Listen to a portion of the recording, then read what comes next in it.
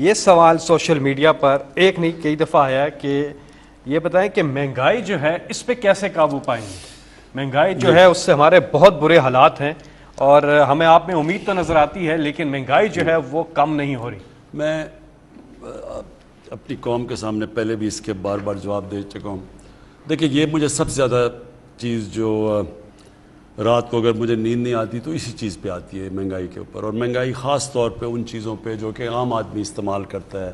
گھی ہے, آٹا ہے, چینی ہے, دالیں ہیں, یعنی یہ ایک عام آدمی کی جو استعمال کی چیزیں جب یہ مہنگی ہوتی ہیں تو یہ اس کا بہت زیادہ بوجھ پڑ جاتا ہے ان لوگوں کے اوپر جو کہ تنخواہ دار ہیں, جو کہ مزدور ہیں. اور یہ ایک قوم جو اپنے ان لوگوں کا دھیان نہ رکھ سکے وہ سویلائز قوم نہیں ہوتی. میں کبھی بھی ایک قوم کو اگر آپ نے جائزہ لینا ہو نا کہ قوم کتنی سویلائز ہے, مہذب معاشرہ کیا ہے, تو جتنی اس میں زیادہ انسانیت ہوتی ہے. کبھی بھی آپ ایک قوم کے امیر لوگ کیسے رہتے ہیں اس پہ قوم کے اوپر نہ فیصلہ کریں کہ وہ قوم کدھر کھڑی ہے, اس کے غریب لوگ کیسے رہتے ہیں. تو میرے لیے یہ سب سے بڑا راہ ہے کیونکہ یہ مہنگائی ایک ایسی چیز ہے اور خاص طور پہ یہ جو کھانے پینے کی چیزوں پہ. لیکن میں آپ کو صرف یہ یقین دلانا چاہتا ہوں کہ یہ جو ہم اس کا طریقہ سب سے بڑا یہ ہے کہ ہم اپنا جو ایگریکلچر ہے, زرعی اصلاحات صحیح کریں, کسانوں کی مدد کریں تاکہ پیداوار بڑھ جائے. جتنی پیداوار بڑھتی جائے گی اتنی مہنگائی آپ کی کھانے پینے کی چیزوں کی کم ہوتی جائے گی. اور اس کے لیے جو ہم اب کسان کارڈ لے کے آ رہے ہیں یہ بڑی خاص چیز ہے. ہمارا جو تقریباً 65% کسان ہے وہ 5 ایکڑ کی زمین سے کم اس کے پاس زمین ہے. تو چائنا نے بھی جب غربت کم کی تھی انہوں نے ان لوگوں کی مدد کی تھی. اب ان کے پاس اتنے وسائل نہیں ہیں کہ یہ اپنی زمین پہ پیسہ خرچ کر سکیں, پیداوار بڑھا سکیں. تو اس کے لیے ہم کئی قدم اٹھا رہے ہیں. ایک ورکرز ٹرین کر رہے ہیں اس سیکٹر میں, ٹرینڈ ورکرز پرائیویٹ سیکٹر سے لے کے جو جائیں گے اور کسانوں کو نئی ٹیکنیکس کا بتائیں گے, یہ چھوٹے کسانوں کو.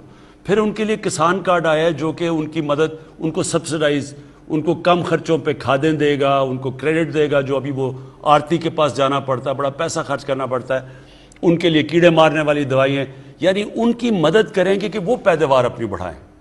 تو اس سے ہوگا جیسی جیسی پیداوار بڑھتی جائے گی چیزوں کی قیمتیں ویسی نیچے آ جائیں گی. اگر ہم گندم کی پیداوار 10% بھی بڑھا دیں تو پاکستان میں اتنی گندم ہو جائے گی کہ ویسے ہی آٹے کی قیمت سٹیبل ہو جائے گی جا کے. تو میں لیکن آپ کو اس کی 2-3 وجوہات ہیں. ایک تو یہ ہے کہ ہمارے پاس کمی ہو گئی پچھلے سال گندم کی, 40 لاکھ ٹن گندم ہمیں باہر سے امپورٹ کرنی پڑی.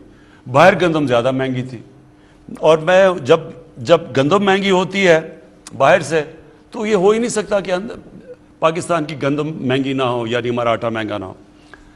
دوسری چیز یہ جو ہم چیز کر رہے ہیں آپ کے کسانوں سے سیدھا ڈائریکٹ اٹھا کے ریٹیل, یعنی جو شہروں میں ان کی پیداوار آئے, اس سے بہت زیادہ قیمتیں نیچے آ جائیں گی. یہ بھی ایک طریقہ ہے. اس میں ایک سٹوریج علیحدہ ہو تاکہ وہ اپنی چیزیں سٹور کر سکیں, ٹرانسپورٹیشن ہے. پھر وہ ڈائریکٹ یعنی جو بیچ میں پیسہ بنتا ہے وہ نہ بنے, وہ کسان کا بھی فائدہ ہو اور سستی چیزیں ملے شہر میں. لیکن میں آپ کو صرف ایک چیز بتانا چاہتا ہوں کہ 1 سال میں دنیا میں کیا ہوا ہے. اب ہم جو چیز امپورٹ کرتے ہیں وہ تو باہر سے آتی ہے, اور ادھر کیا ہوا ہے.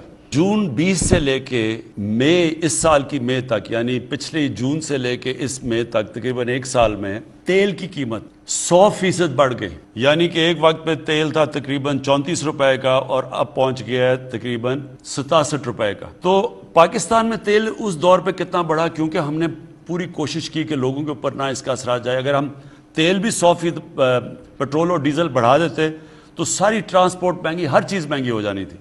ہم نے صرف 11.18% تیل بڑھایا ہے, جبکہ دنیا میں وہ 100% بڑھا ہے 1 سال میں. پھر پام آئل, یہ جو گھی مہنگا ہو گیا.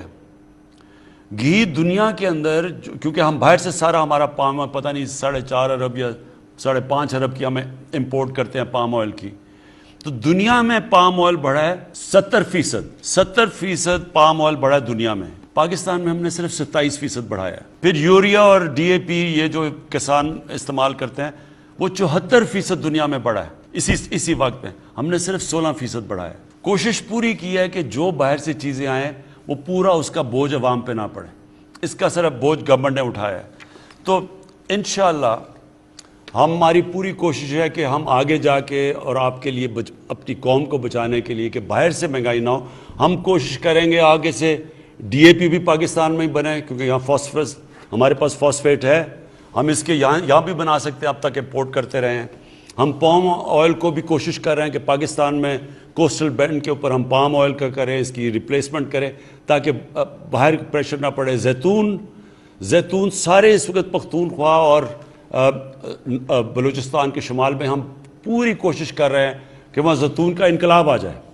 یعنی جتنی زیتون کی پلانٹیشن ہوئی ہیں، کروڑوں درخت لگایا ہم نے، اور کوشش یہ ہے کہ وہ بھی ہمارا جو کوکنگ آئل ہے اس میں ہماری مدد کرے، اور بھی اس کے ایکسپورٹ بھی ہم کر سکتے ہیں. تو ہم پوری کوشش کر رہے ہیں کہ انشاءاللہ آنے والے دنوں میں قیمتیں اوپر کے بجائے اوپر جانے کے نیچے آئیں.